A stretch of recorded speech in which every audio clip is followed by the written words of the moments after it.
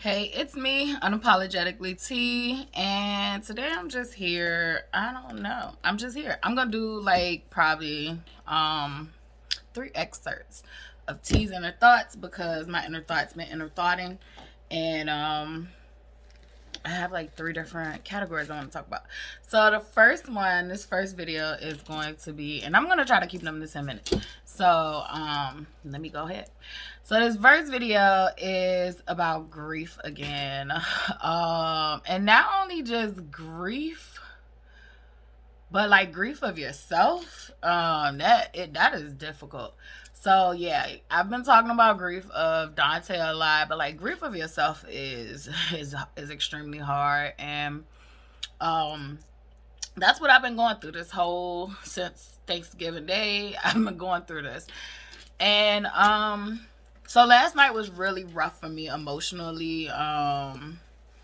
It's starting to sink in that, like I feel like when you go through like spiritual awakenings, or like when parts of yourself die off, or even if they don't completely die off, the parts that are not as beneficial, those dying off, and then you utilizing, other things, but utilizing it for different situations.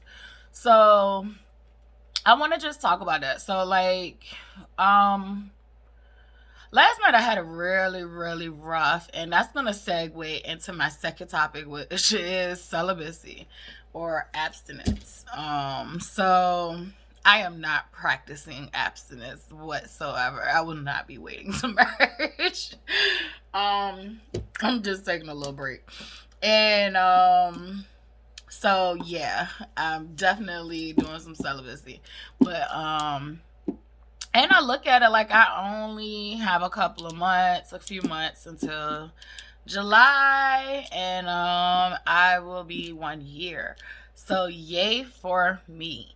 And then it sucks for me. So I'll do that in the next video. But this video, Thanksgiving Day 2023, I just remember I was in here cooking for family. This was going to be my first Thanksgiving at my house. I am not, if anybody really knows me, like I'm not family oriented past my immediate family. So it's like my immediate family would include Dante, LC, my mom, my brother, and my other siblings that I'm cool with, and nieces and nephews. Those are like my family members that I typically deal with more than any other family members. So this is gonna be like my first Thanksgiving at my house, and because I do not, I isolate, so I do not like hosting family events. I did not like, someone tried to have one of my students, which I look at her like she's a sister, and she tried to have a housewarming for me when I moved here, and I like respectfully declined. And it wasn't that I felt like my house wasn't good enough. It's just like, I don't know. When it comes to people in the past, like I did not want y'all, in my personal space. I felt like my personal space was just for me, and it was just like that safe haven for me. And I still kind of feel like that, but at the same token, my life is changing for the better, and I feel like I am one of those people, like I'm introverted, of course. However, I'm introverted because there's a select group of people who I can deal with without them draining me from my energy. So I have to be selective in who I deal with and all that stuff. And so my world has changed, and God has actually been revealing who was who and actually placing other people who are decent and, like-minded into my life. I call it my chosen family. So I've been building this chosen family, throughout life, and I'm grateful for the ones that, I found even before this awakening, and then I'm grateful for the new ones too. So like they got songs and be like, no new friends. I accept new friends. However, I would just recommend that you be on your best behavior. That's all I can say. Because like I've said in previous videos, I am not the type of person that really has to, I've learned that, like I do not have to retaliate one bit. I don't feel like, God or my spiritual team plays about me. And when I say spiritual team, I mean God is number one on that roster. He leads it. And then I have ancestors, and I have earthly angels, and I have spiritual angels. So, like, I wouldn't recommend trying to, fuck me over, because I'm not in a space where I will spare you and be like, no, God, don't do none of them. I tell God to give people what they deserve now. Whatever you deserve, you should get, and whatever I deserve, I should get. So, be kind to the best of your abilities. Not asking for perfect, because I don't ask for perfect for myself anymore. So, but just be accountable. Pay attention. Don't be out here hurting people intentionally. So that's some rant. And I'm going back to the topic. So I definitely, through my spiritual journey, it was a lot of ultimate deaths.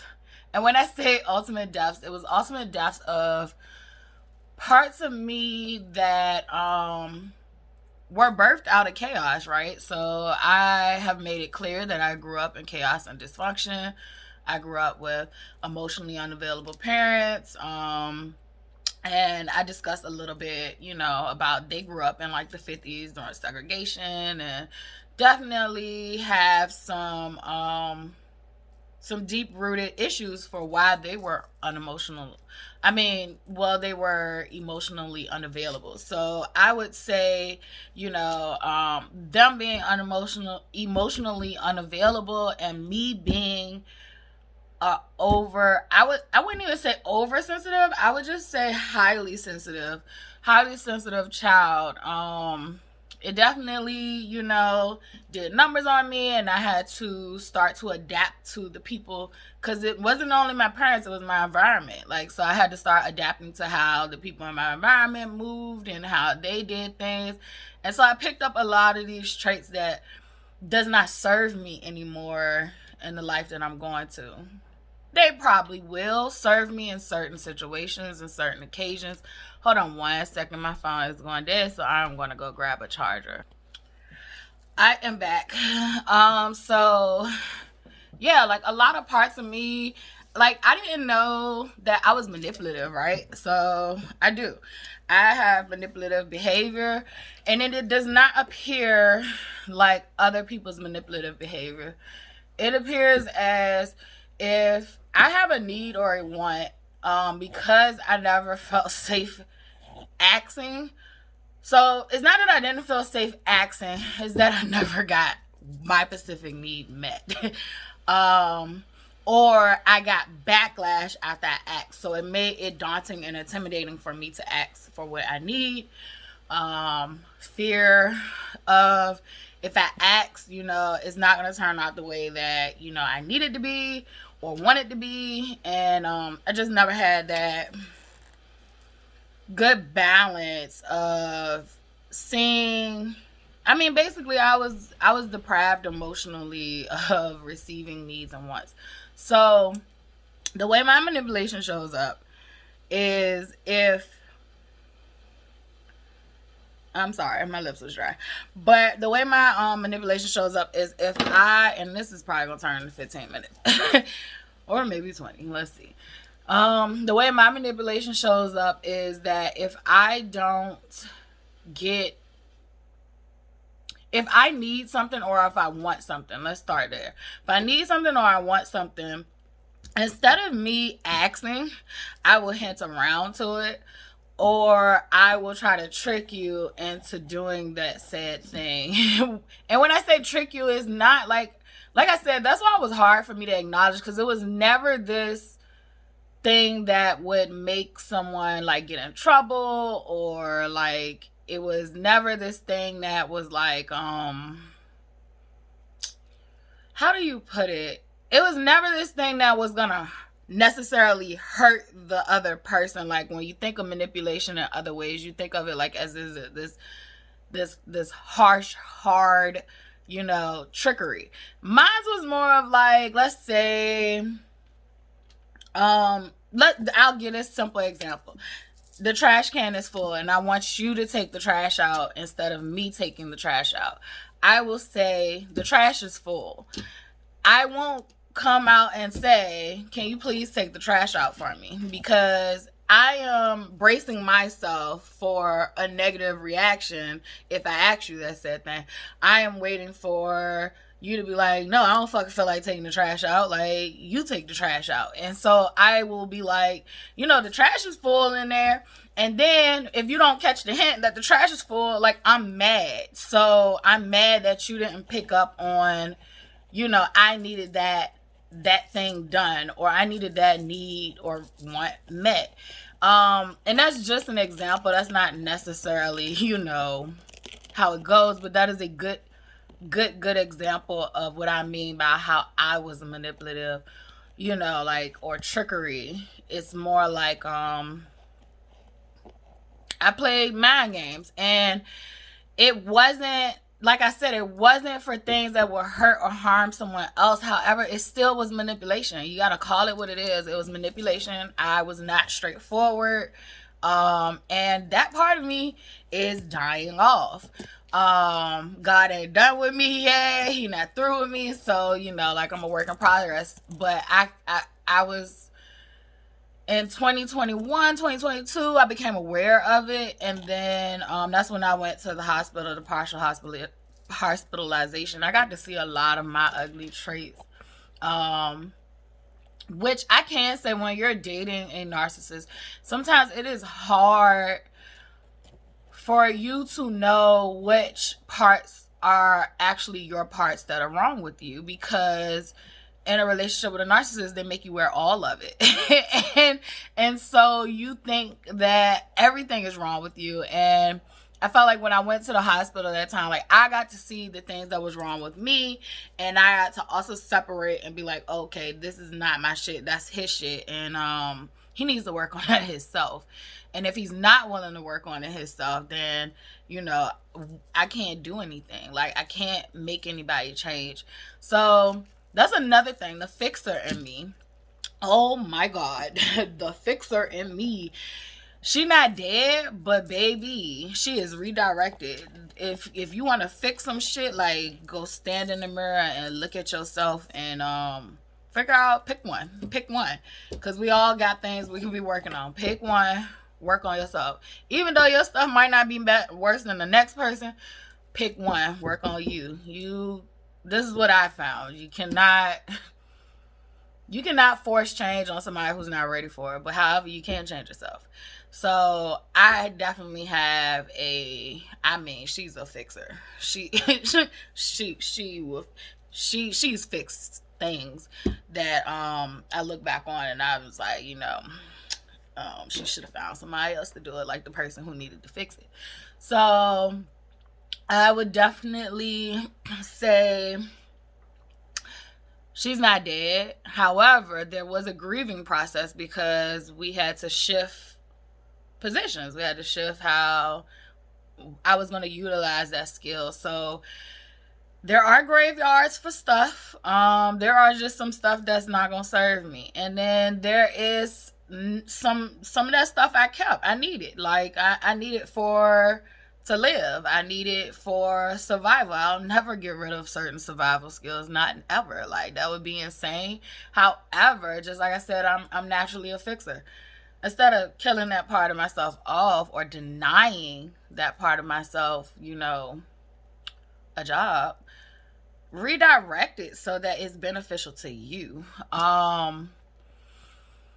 I feel like a lot of pain and suffering, definitely, we had a service for it. And that was a hoot, trying to navigate how to deal with that pain and suffering. Definitely the sexual abuse, the incest, that stuff, like, that shit was hard. The abortion, that was hard. So I definitely had to grieve. I had been grieving my child since I had the abortion. It's just that I never knew how to forgive myself. I had even, was working on forgiving my mom. Like, I started beginning to think, like, She had a baby when she was young, and she didn't want that from me. So, like, I started to rationalize her decision making, but I never rationalized mine. I never prayed to God to take that weight off of me. I never, forgave myself. And I had to navigate all that. And so I definitely, had a funeral for that 16-year-old girl who blamed herself for so many years. And, like, it doesn't mean that, like, pain doesn't exist. It just doesn't hurt as bad as it used to. And when it comes, I let it come. I do not deny it anymore. Like, I used to deny it. I used to act like that shit did not bother me. I didn't even know it was a traumatic experience until I started getting mental health help. And one of the psychiatrists asked me was, had you had an abortion? And I said, yeah, I had one when I was 16. And he was like, that's that's a traumatic experience, depending on, how the person is taking it. There are some girls who be like, I just don't, I don't want it. And, they are able to process that on their own. I wasn't able to. I was not equipped with the tools to be okay with that. And even still saying that, I still believe in your body, your choice. And I also, two things can coexist with me. I also still believe in, to me, just the act of doing it didn't feel right. It felt wrong for me. But that does not mean that, I feel like other women should have to, be based on my belief system or my trauma. Like, it should be a choice. You should not be forcing women to bring kids in the world that they don't want or they're not ready for yet. Like, we have so many children in the foster system that you could help. And, so if you really care about kids, go volunteer and be a foster parent, instead of trying to police women's bodies. So, and I will say, women to be accountable. Don't use abortions as contraception. It's not that, but I still believe in your body, your choice, because at the end of the day, you are the one that has to deal with that. So, yeah, a lot of parts of me have been dying off, and one of the biggest things last night for me was I felt so fucking alone. I think last night I felt the most alone throughout this whole journey of being alone but not alone. And I say I'm alone but not alone is because I do have a support system, and I see that now. But I'm alone because I still haven't learned how to utilize that support system. I'm learning, but I have not mastered that art skill of how to rely on other people. I am used to being the person that people relies on, so it's hard for me to try to navigate, picking up the phone and calling someone, and not feeling guilty or bad that I'm bothering them because I'm having these feelings. So I typically just hold things in. And last night that shit got to me, and I was like, I'm tired of kind of holding this in. And I did end up like texting one of my friends last night, and ironically we was both going through the same feelings of loneliness. And yeah, like, it has been extremely difficult. I even talked to Dante last night, and just was like, I was mad at him for leaving me, but then I had flashbacks of how it was before he left, and I was just like, you know what, I'm not questioning God. I thanked him for the good times that we had and the hard lessons I learned. Like, anybody that want to know, like, I always feel like, he made a soldier into a general. Like, and the worst thing that could have happened for life was me meeting him, because he made a good monster. That's what I would say. The world was already making a good monster, and he made a better monster. Like, so if I ever need to tap into certain things, like, I know how to conduct myself and handle myself accordingly. And I'm grateful for that. he made me stronger, and he made me have a backbone again. I think I had a backbone in my teens, and then I lost it, and then he made me have a backbone again. But I also have balance now that he's gone, because I think when he wasn't gone, like, I was scared. I was scared. People did not realize how scared I was. Like, I used to tell my family he was stalking me, and they didn't believe me until I had proof that he was stalking me. They just thought I was overly paranoid. Like, no, I'm not the one getting hacked. Like, the nigga is following me. Like, it is no ifs, ands, and buts about it. And then I finally ended up finding a tracking device twice. Tracking devices twice. And it like revved up. Like, the first time I gave him a warning, like, don't, like, that shit is illegal. Don't put that shit on my car. Like, we not together no more. And then, like, it was like, because I gave him a warning, I guess he felt like I was to be played with. And that's when I had to start getting the police involved. Hey, ma'am. No, ma'am. I just took you outside, and I just fed you, and I just gave you water. So leave me alone. You and Charlotte are done for the night. It's my time now. But yeah, anyway, so like, it's been a grief. It's been a grief. I've been grieving my partner of 11 years, which we were separated for one, so that was 12 years kind of together, but we weren't. So yeah, it's been interesting. But it was mostly me grieving myself, because I grieved Dante, which, death and separation is two different things. And death is permanent. Separation is separation. You can pick up a phone and call somebody if you think about them or miss them or whatever. Like, death is final. The only way I could talk to him is, like, last night I was just looking at videos, like, oh my God. And then, like, one of the videos, like I said, like, it is moments like this, like that, if anything happened to one of us, we'll have videos to look at. And it just, like, that shit broke me down, like, because it's like, damn, like, I told you I be knowing shit, and I always pulled that camera out. I always recorded. Like, it be the dumbest shit. Like, that video, he was using the bathroom, and I'm just sitting on the floor. Like, all you can see is my little phone pauses on the floor, and he right there, and then he like, man, stop playing with me. And then I'm like, I'm not recording you, I'm recording the dogs. And it was just a funny fucking stupid conversation. I just love, like, I love our just regular moments. Us just being regular human beings.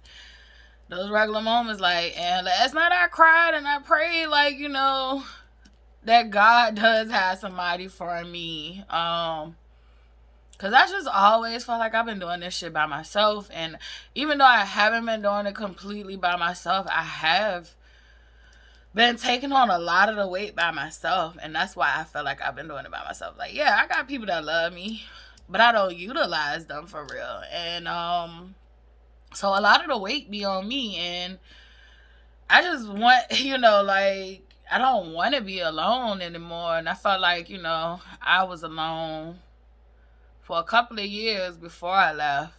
And then I was alone that year when I left. And not only was I alone during those years, like, I was alone and I was afraid because he had started changing. And I look at that, like, how I'm talking about I'm grieving myself. Like, when he died, like, it was a fight for me to get back to me and figure out who I was. And I feel like that's what we was doing our whole relationship. Like, we were both lost kids trying to find ourselves. Like, we was both kids dealing with traumatic experiences that we didn't cause. Then we started causing some because, we weren't taught properly how to love. So, yes, we loved the shit out of each other, but it was not a healthy love all the time. And unfortunately for him, like, he, I feel like he didn't he didn't make it and I did. And sometimes you have survival's guilt. I remember, like, when I used to talk to my therapist, like, one of the things I used to talk to her about was I didn't want to leave him because I knew he was gonna die. Like, I did not want to leave him because I knew he was gonna die. Like, I just knew it. I felt death. And I felt death so much that, like, I knew I had to get out because maybe I would have died with him. And that just wasn't how I was living, and I didn't think that shit was fair. Like, if you wanna, you wanna go down, like, that's cool, but don't bring me down with you or my kid. Like, and that's just what it was. I just felt like, he didn't come out on the other side, and I did. And sometimes I had, like, guilt about that. Like, I have guilt about when I think about grieving, I lost people that I can't deal with anymore. Like, your family, or you was a loved one, but, you weren't right. You weren't moving right. So I can't deal with you the same way we used to deal with each other, or I can't deal with you at all. So, like, I constantly kept losing a lot. And then just to count the deaths that was back to back. I lost my grandma in 2019. Then I lost my sister in 2020. Then I lost my brother in 2021. Then I lost my uncle in 2022. Then I lost my sister, who I call my sister because I knew her since I was a little girl. She was my sister's best friend, and she always was there.